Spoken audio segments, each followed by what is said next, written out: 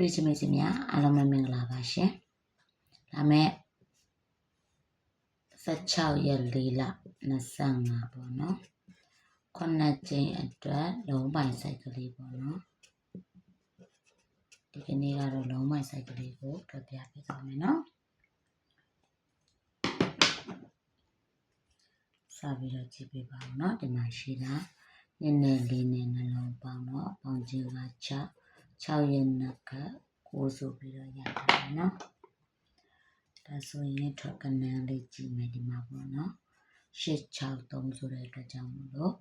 6ရက်9ရက်မှာလုံးပိုင်က6လုံးပိုင်ဆိုပြီးတော့ဆင်းထားတယ်နော်ဒါဆိုရင်နောက်တစ်ပင်ကိုဆက်သွားမယ်ဒီမှာ6ဒီမှာ3ည6 3ညနှလုံးပေါင်းတော့ပေါင်းခြင်း6ရက်နှစ်က9 6ရက်9ရက်ဆိုပြီးတော့လုံးပိုင်ကနှလုံးရထားတယ်နော်ဒီမှာပါခွန်9ဆိုတဲ့အတွက်ကြောင့်မလို့6ရက်9ရက်မှာဒီမှာ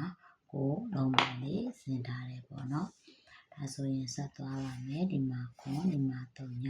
ခွန်3ညနှလုံးပေါင်းတော့ခွန်9ရက်နှစ်က3ညနော်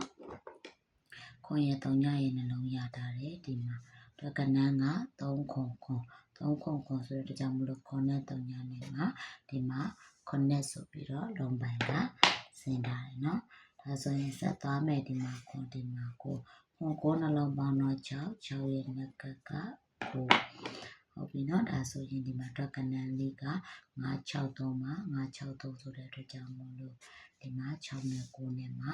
6ဆိုပြီးတော့လုံးပိုင်လေးဆင်းထားပါတယ်တရားဆိုရင်ဒီက6နဲ့8နဲ့နှလုံးပေါင်းတော့ပေါင်းခြင်းလေးပါ4ရဲ့နှစ်က2ပါနော်ဒါဆိုလို့ရှိရင်တခါလာမဲ့9ကျင်းအတွက်ပေါ့နော် 3D 16ရက်4လ25ပေါ့နော်9ကျင်းမှာထွက်မဲ့လုံးပိုင်စိုက်ကလေးအတွက်เนาะရထားတဲ့ရှာတွေ့ထားတဲ့လုံးပိုင်ကတော့4ရက်2ရက်ဆိုပြီးတော့ရှာတွေ့ထားပါတယ်เนาะဒီမှာရှာတွေ့ထားကိုချက်ပြခြင်းဖြစ်ပါတယ်ကိုတို့မှာတော့ကျဲတမချင်တဲ့တမန်ဆိုလိုက်ပြီးတော့ကစားကြပါเนาะ